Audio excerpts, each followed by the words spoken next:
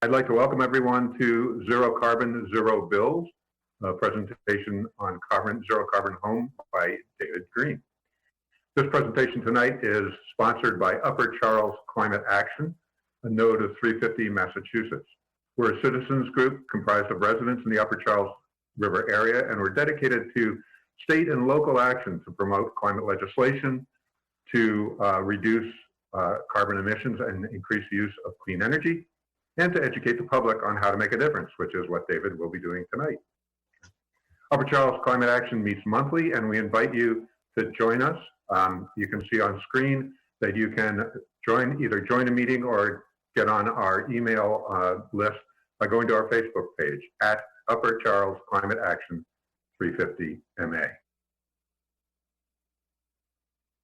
Tonight is also co-sponsored, very nicely, by our sustainability coordinators, Matt Zedek, Dorothea Von Herder, and Gino Carlucci. Upper Charles Climate Action, oh, sorry, I did that already. Okay, David. I'd like to now introduce our speaker, David Green. David is a physicist by training and has a solid understanding of the technologies like solar panels, heat pumps, triple-glazed windows, window inserts, all kinds of things that he's actually used in his house. He's an MBA from Harvard Business School and has spent the last 20 years either as a CEO or president of various private and public companies. He's kept detailed records, which he'll tell us about tonight, of his heating oil use and his electricity use in order to measure the effect of each improvement that he's made to his home.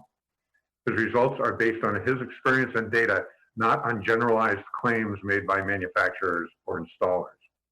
David will explain his decisions to use some technologies and avoid others, and he'll focus on reducing emissions and the financial benefits of each improvement that he made. So we have a few logistics to take care of before we get going. David, if you'd switch to the next slide. Thank you.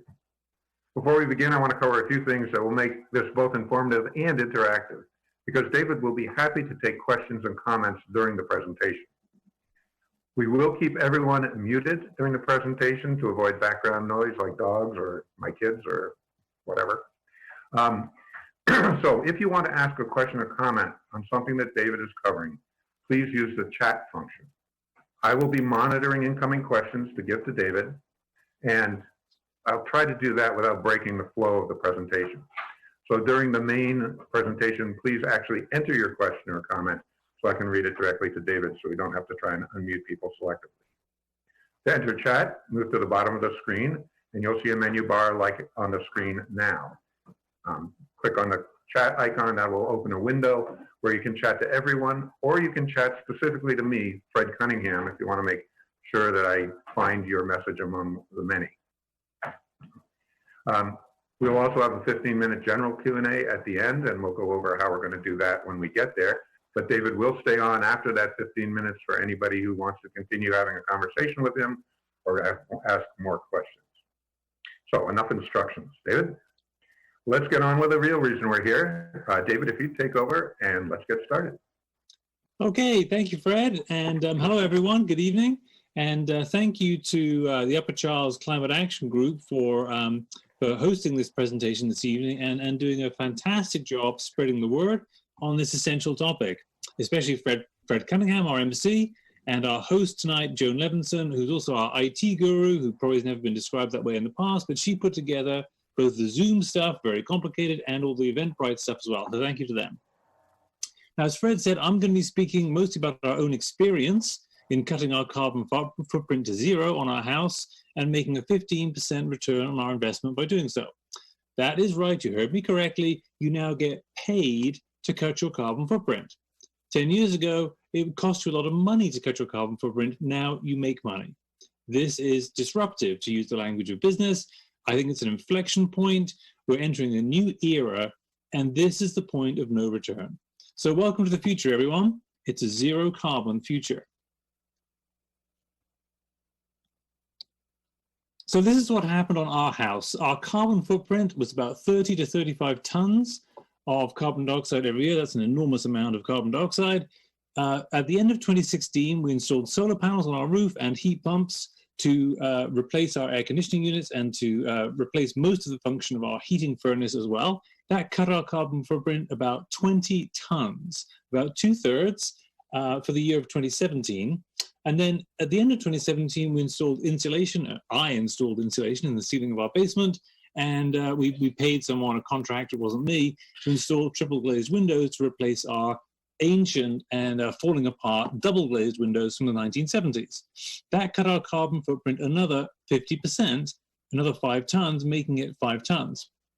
Now, when I set out to do this, I did not set out believing I could get to zero. I just wanted to cut our carbon footprint. Cutting it to zero was a surprise.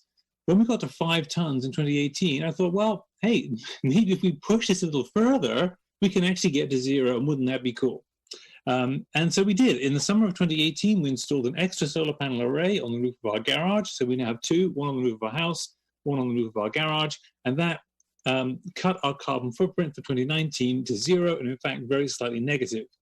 So we had 35 tons per year gone. That is equivalent to taking 10 gasoline-powered cars off the road. One house, 10 cars off the road. This is huge.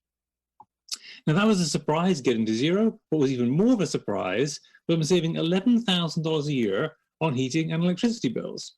This is our total heating and electricity bill for the same years, about $11,500 in the early years, cut in 2017, and then again in 2018, just following the carbon footprint, and very slightly negative in 2019.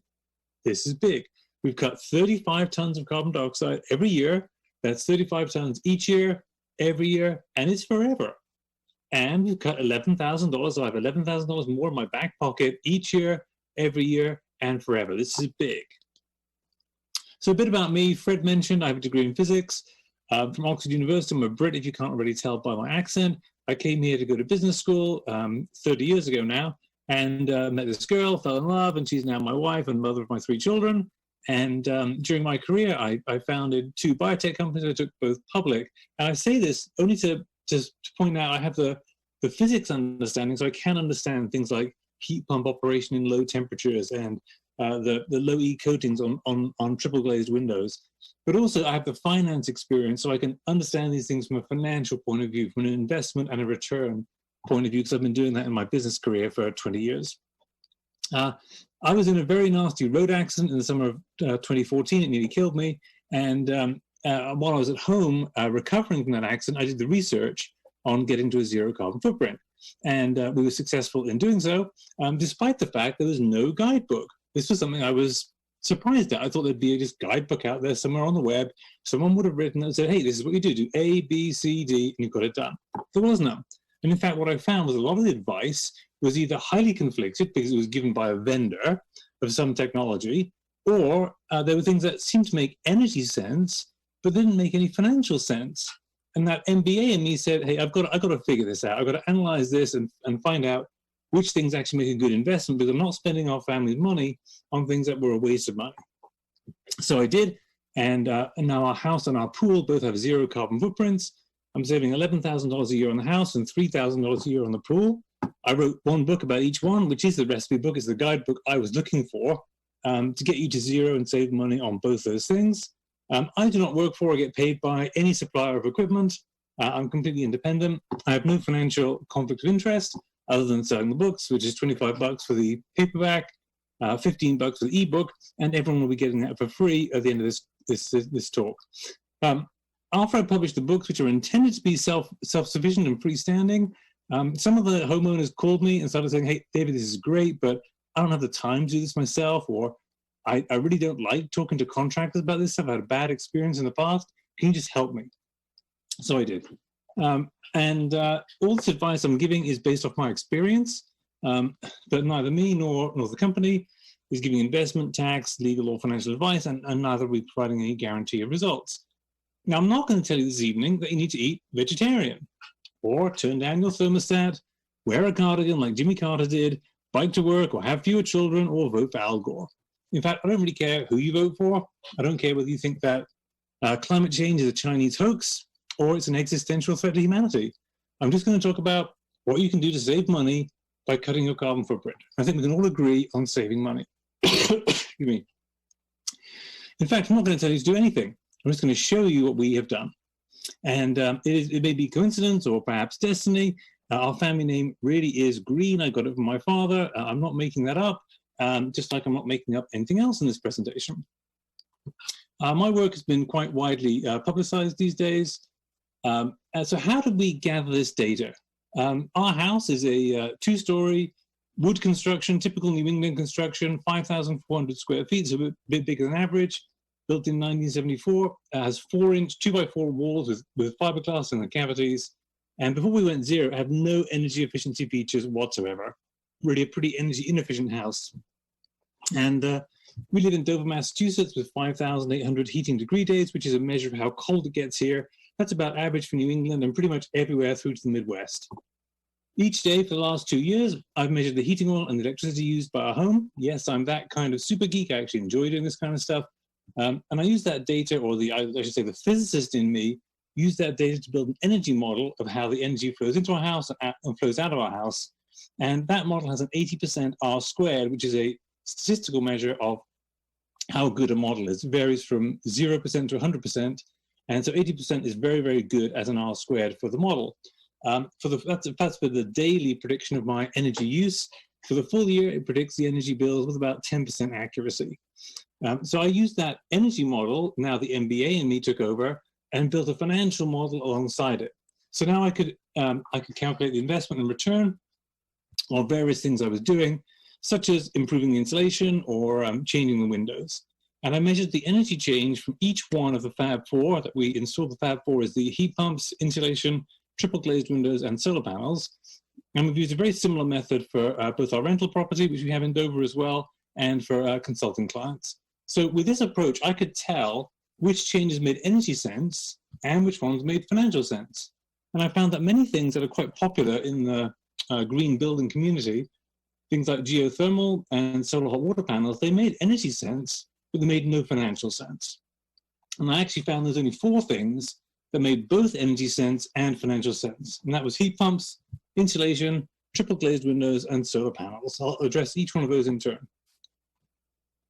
So you may be asking yourself, why are we having this conversation now? This is something that environmentalists have been talking about for decades now. Why is it possible to go zero now and make money when it has not been possible in the past? And I think it's very simple. The technologies have all got much better. Insulation, heat pumps, solar panels, and triple glazed windows are all dramatically better now than they were even 10 years ago. And the subsidies from government and utilities are very significant.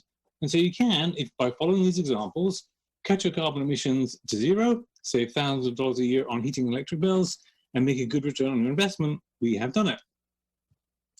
So how did we cut our carbon footprint to zero? We installed the Fab Four: heat pumps, insulation, triple glazed windows, and solar panels. It's easy to remember this because the real Fab Four, the Beatles, yes, I'm a Brit, I know it shows, had lots of hits: heat pumps, insulation, triple glazed windows, and solar panels.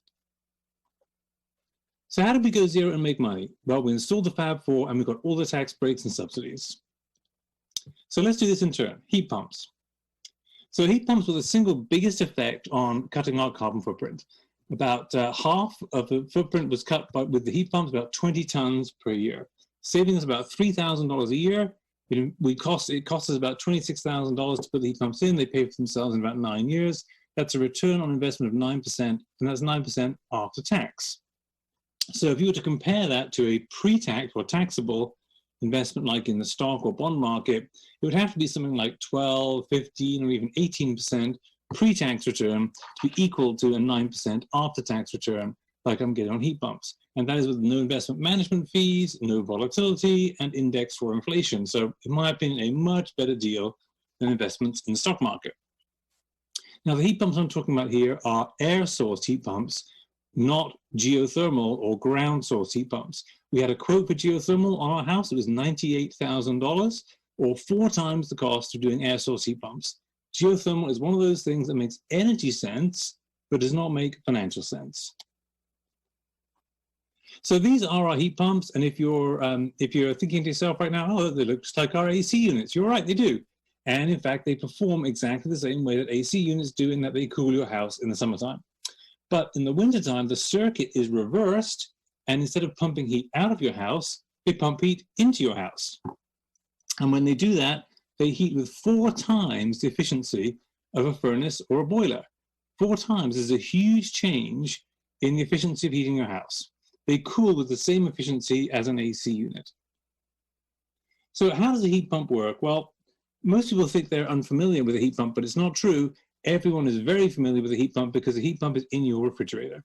And a heat pump removes the heat from, say, your milk and pumps it from the inside of the fridge to the outside to the kitchen. That cools the milk down and heats up the air in your kitchen. So if you've ever put your hand down behind your refrigerator, it's warm. That is the heat that was removed from your milk. And I remember my mother, when I was a kid, would actually start trays of seedlings on top of the refrigerator because it was warm up there, and would start the seeds earlier. On a larger scale, a heat pump or an air conditioning unit cools your house the same way.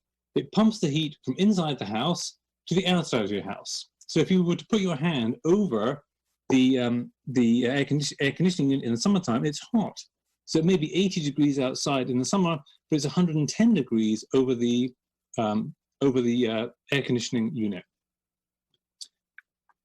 Now, if you reverse that circuit in the wintertime, you will move heat into your house, warming your house up, but the necessary effect is you cool the air still further outside. This is counterintuitive because it's cold out. How can there be any heat in the air when it's so cold? Well, a physicist will tell you there's still plenty of heat in the air, and you can move that heat into your house as long as you cool down that air outside. And this is what happens. I'm showing you here my heat pumps. On the left is me holding an infrared thermometer, and I'm measuring the air going into the heat pump. It's 4.7 degrees Fahrenheit. It was a very cold winter day. You can see the snow on the ground. I'm wearing a ski glove. On the right, though, you can see the exhaust side of the heat pump, and you can see the temperature is minus 19.6 degrees Fahrenheit. It's unbelievably cold. It's so cold, if you put your hand over there, you get frostbite. And this is showing you that the air outside is being made colder still by the heat pump, and that heat is being removed from the air and pushed into the house, making the house warmer. This is how heat pumps work to heat your house, even in cold weather. That was a ducted heat pump. So those connect to ductwork in our house, which existed already. And that ductwork moves the warm air around the house in the winter and the cool air around the house in the summertime. There is an alternative, which is a ductless mini-split heat pump, or a wall-mounted or a ceiling-mounted heat pump. And this we have at our rental property. You can see the outdoor unit on the left there. These are made by Mitsubishi. And the indoor unit, we chose the ceiling units, which are up there in the ceiling. Usually these have wall-mounted or floor-mounted units. I prefer the look of the ceiling-mounted units. They're a bit more expensive, but I think they look much nicer than the wall-mounted units. So for heat pumps, for details on which ones we bought and what the subsidies are and the zero interest financing, it's all in chapter 2 of the book you'll get at the end. And I don't really recommend geothermal heat pumps or ground source heat pumps. They will cut your carbon footprint, but they are far too expensive compared to air source heat pumps. They really don't make financial sense. Also, I recommend you leave your furnace in place. We still use our old oil-powered furnace on 20 to 30 days a year on those bitterly cold days when it's below about 20 degrees Fahrenheit outside. We still burn about 300 gallons of heating oil a year, down from 3,000 gallons a year before we put the Fab Four in place. And the carbon footprint of that 300 gallons is more than offset by the excess solar power we export to the grid. And that solar power displaces a fossil fuel burning power station, and that's why it has a negative carbon footprint. So let's move on. Heat pumps, insulation.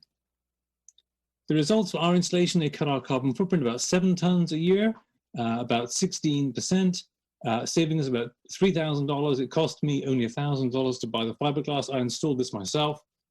It took well under a year, just a few months to pay for itself. And the return on investment is over 100%, again, after tax. So the pre-tax return would need to be maybe 150% or even 200% to be equivalent to this. This is the best return on investment I've ever made. I wish I could invest more of my 401k in insulation. This often pays for itself in the first winter. You will do far more to save the planet from global warming by insulating the ceiling of your basement than you will by buying an electric vehicle. And it will cost you far less. There are 3 main types of insulation. On the left, you can see blown-in cellulose, often used in attics.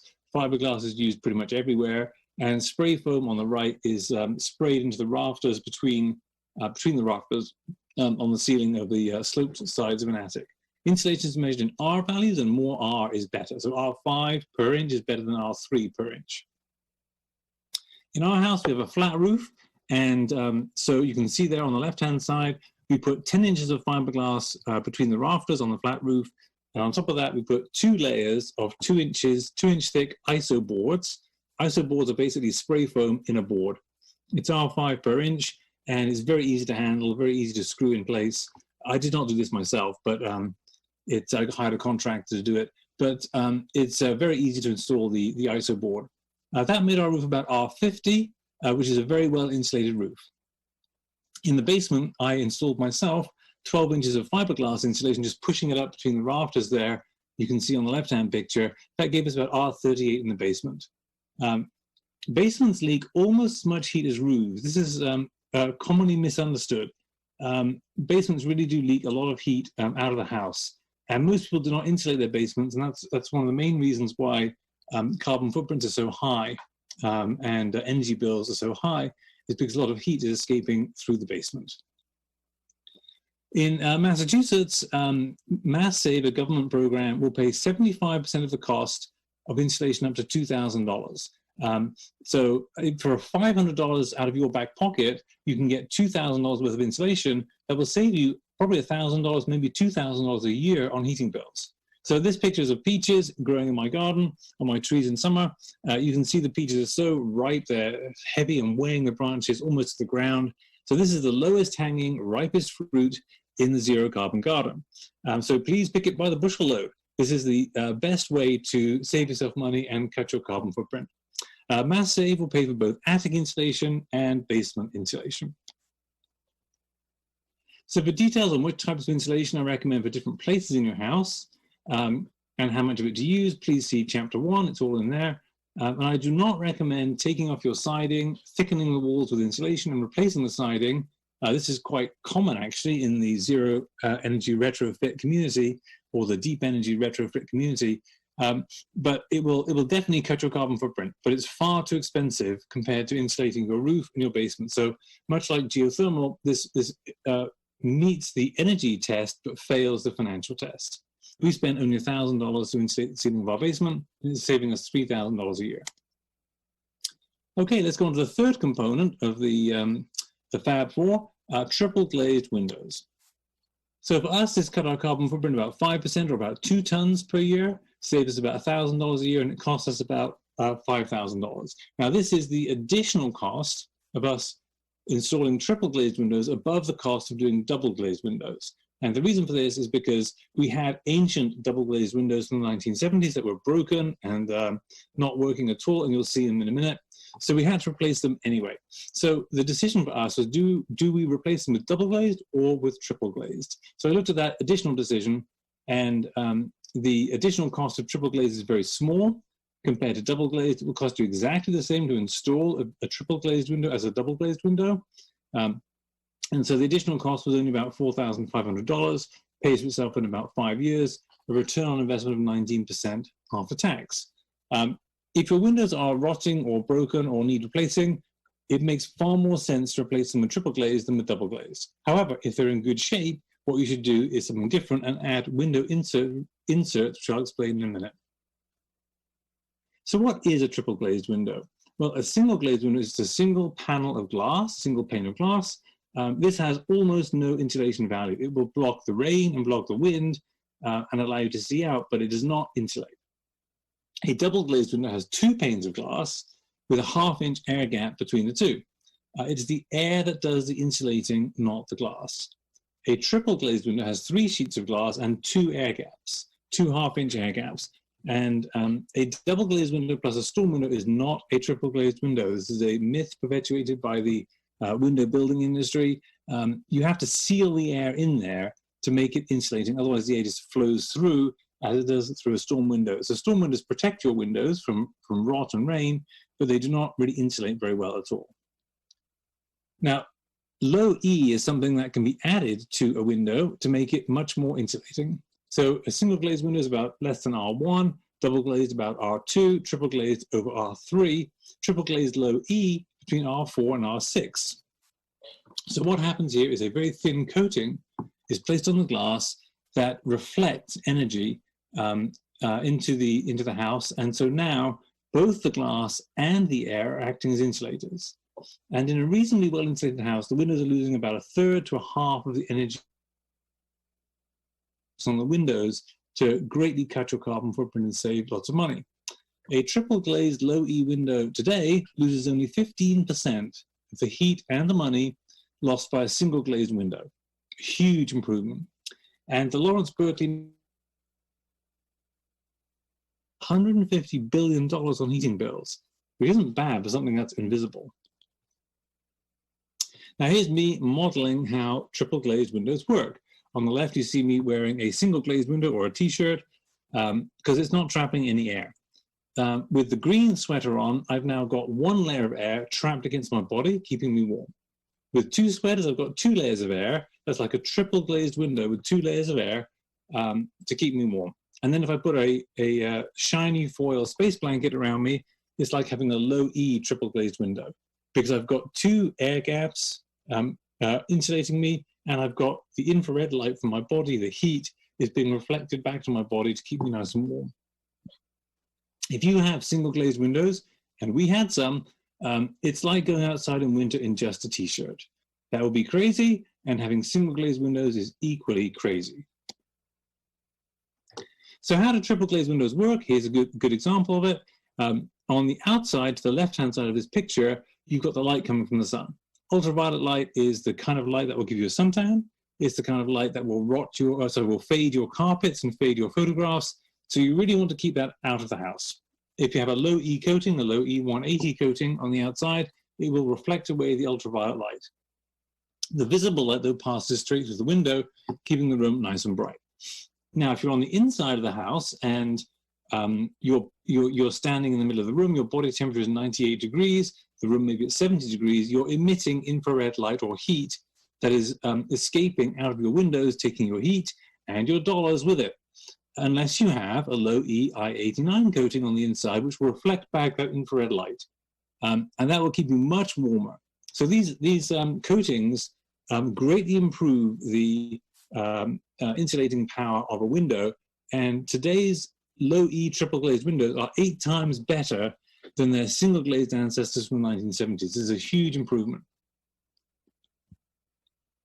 These are our old double glazed windows from the 1970s. You can see the panel as the seal is broken, it's all misted up on the inside, you can't see the garden. They have metal frames, and the ones on the right, you can see as the house has subsided a little bit over time, there was actually a 1-inch air gap between the window and the frame, and which is sealed over here with duct tape, and that's why we had to replace all the windows. This is what we replaced them with, and I hope you agree with me. These look much nicer than the old ones. So in addition to cutting the carbon footprint and saving us money, they've really transformed the way we actually live in the house. And we can't lose sight of the fact that these are our homes we're talking about. We care about how they look and how they feel and how it is to live in this house. It's not just about the energy bills and the carbon footprint. Replacing windows, though, is expensive. So what can you do if your windows are in decent shape and not falling apart like ours were? Well, there is a solution, and here it is. This is now upstairs at our rental property, which has original single glazed windows. So rather than replace them with triple glazed windows, I decided to try something, which are these fit from the inside window inserts. And I bought 4 different manufacturers' windows, one from Alpina, one from Indo, one from Window Inserts, and one from Inner Glass. And you can see them here against the windows upstairs at our rental property. These are the windows taken, evaluated with an infrared camera. This is a camera that measures heat. And the warmer here in these pictures is yellow, and the purple is the colder part of the picture. So you can see the control window, which has no insert in it. On the left there, it's just a single pane glass. It's at about 40 degrees Fahrenheit. It's cold, and you can see the dark purple color. The outside air temperature on this day was about 30 degrees Fahrenheit. The Alpina window inserts ones are at about 50 degrees, and the inner glass one, which is actually a glass surface, the other three are plastic surfaces, and the inner glass one has a low E coating, so it has much better insulation than the others. And you can see these are the measured R values. This is what I measured. This is not what the manufacturers say. This is what I measured in the windows as they're actually installed. All these windows block drafts, if that's a problem for you, and all of them reduce noise. Insulate's the best. So being that sort of financial geek as well as the financial nerd as well as the energy geek, I figured out how much I could save from each one of these windows because I knew from my energy model what one additional R value would save me in terms of dollars from each of these roughly 10 square foot windows. You can see that compared to the price, and I only ordered one of these windows, which meant that the delivery cost was very high. If you ordered maybe 10 or 15, the delivery cost would be very low per unit. So I thought it was better to look at this from the price of the window without the delivery, which is on the right-hand side. And you can see the payback there is about 5 years for most of them. The Indo one is not particularly good. It's rather expensive and it has a rather low R value, but the others are about 5 years. My personal preference among these is the inner glass one. It has the highest R value. It's reasonably priced. And I just prefer the look of glass to that of clear polycarbonate or acrylic. The glass is also easy to break if you have to use it as an emergency exit. Polycarbonate is not easy to break at all. It's the same material used in riot shields for police. And there's no thick rubber gasket around the edges because the edges are spring-loaded, which makes it a little tricky to fit, but it's worth it. So for further details on these, you can read Chapter 4 in Zero Carbon Home. I do not recommend the stretchy film, sort of saran wrap type stuff that you stretch out with a hairdryer. I have used this stuff. It takes the paint off the window frames.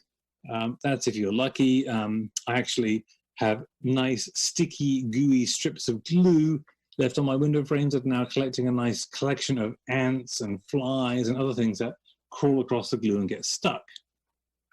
So the fourth component, solar panels.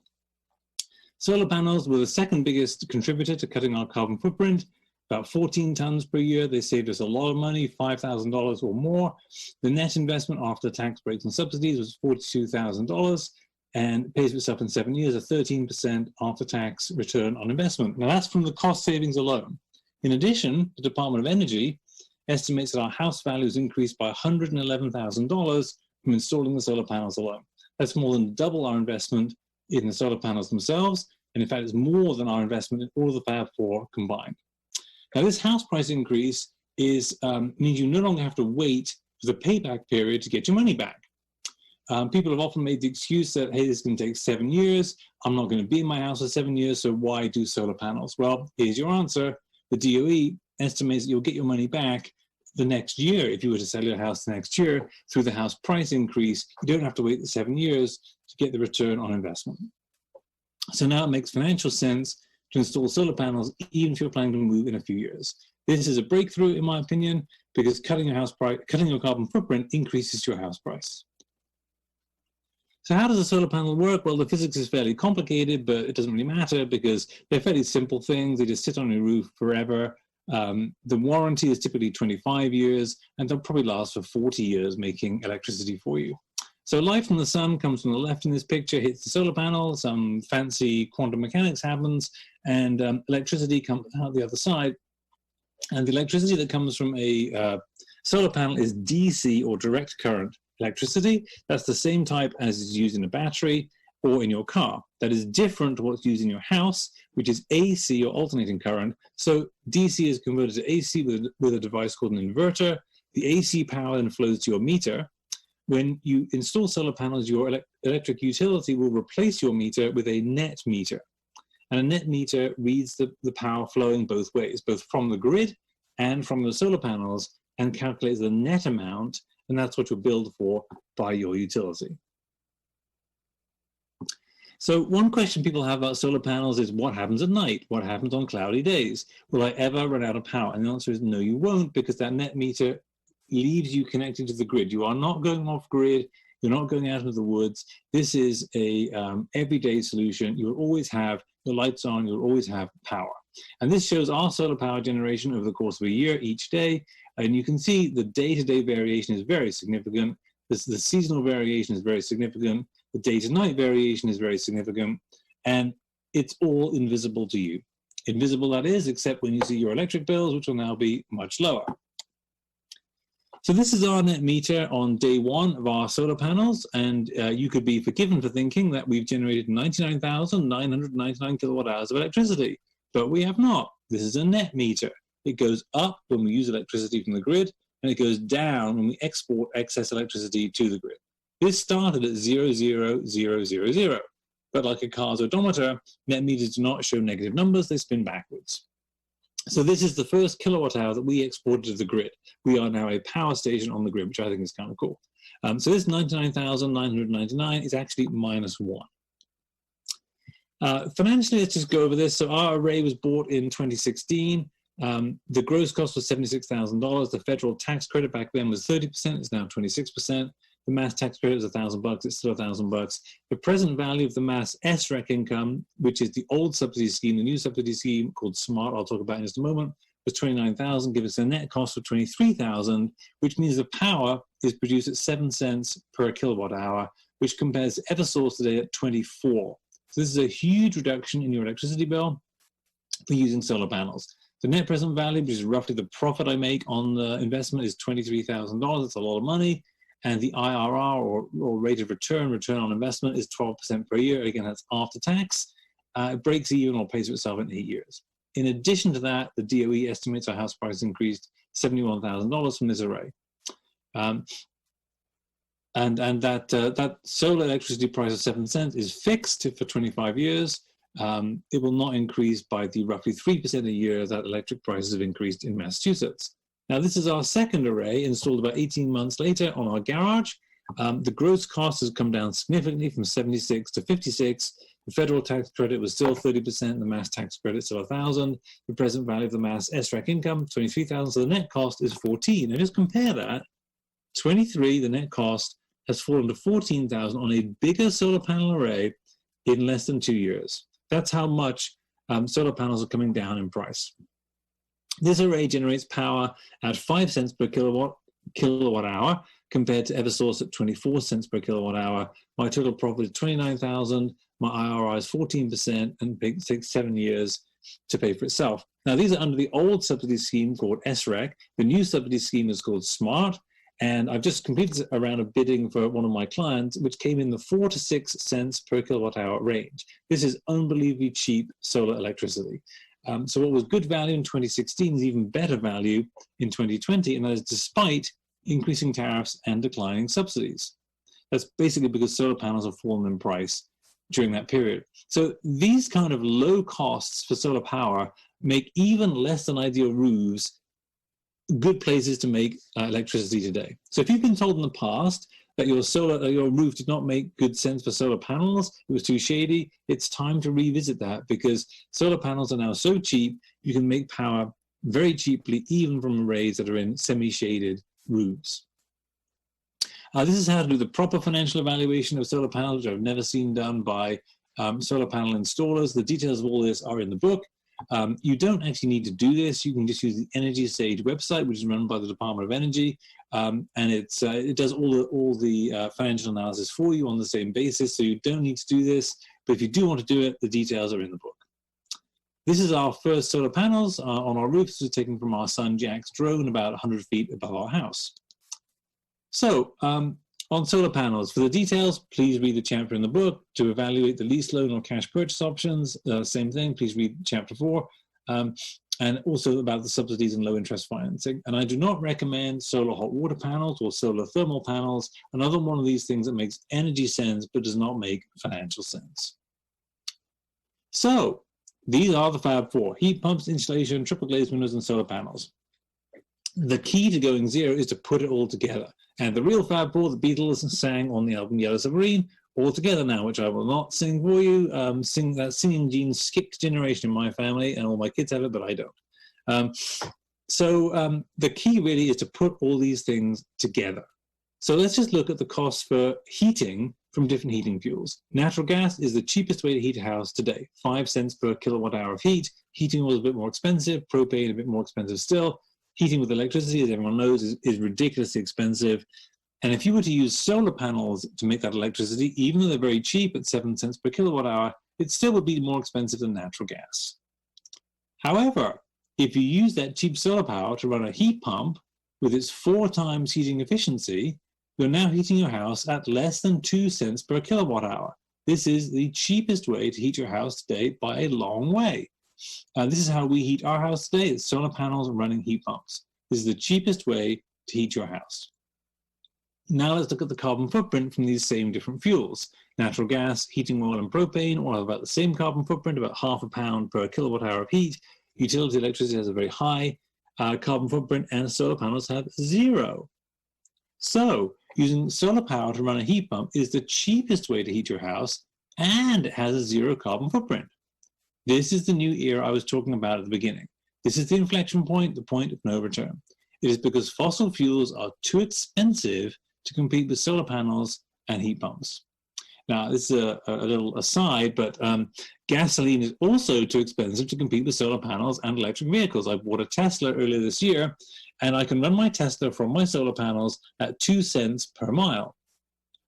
My BMW that the Tesla replaced cost 10 cents per mile using gasoline. This is huge, and this is the beginning of the end of the fossil fuel era. Fossil fuel is just too expensive to compete with solar panels and heat pumps for heating, or solar panels and an electric vehicle for transport. So the key to going 0 is to cut your house's energy use so much that you can generate it all from solar panels on your roof. You cut your energy use with insulation, you cut it with triple-glazed windows, you cut it with heat pumps, and then you generate it with solar panels on your roof. This is what gives you a 0 carbon footprint and 0 bills. 0 carbon, 0 bills. Welcome to the future, everyone. It's a 0 carbon future. So just to summarize, these tables are all in the book, which you'll all get for free. So I won't read it all to you, but overall we saved over $11,000 was the actual bills, but then $12,000 because we have a negative overall cash spent on heating these days. The total carbon footprint was reduced to 0. It was 43 tons to start with. And in terms of investment, the total program costs us about $75,000 after the tax breaks and subsidies, and it takes about 6 years to pay for itself altogether. And the return on investment, you can see each component there is about 15% overall. So you really can cut your carbon footprint to 0. You can help to reduce global warming. You can save money for whatever you want, for college, for retirement, whatever. And we've been earning a much better return on our investment than in the stock market or the bond market. So 0 carbon, 0 bills. The 0 carbon future is here, but only if you actually do it. And the clock is ticking. So please start today. So if you're convinced now that installing the Fab Four will dramatically cut your home's carbon footprint and save you lots of money, then please go ahead and do so. And share your story with me at dgreen@green0carbon.com. I want to build a community of 0 carbon achievers, of people who are leading by example, because some people may look at my house and say, well, that's not like my house. So I want to build a database, if you like, of examples that other people can follow so they can go 0 on their houses as well. If you're intrigued by these ideas, but you need more time, then please read the details in the book, 0 Carbon Home, which you can download from my website, green0carbonhome.com. And to get the free book, just order the ebook from the website and apply the coupon UCCA at checkout, and the book will be free. And it'll be free and also have free of a carbon footprint as well, because it's an ebook. So that's the end of my presentation. Thank you all very much for coming tonight. David, thank you for an informative and really interesting presentation, data-filled, which I love. And good night to you all, and thank you for joining.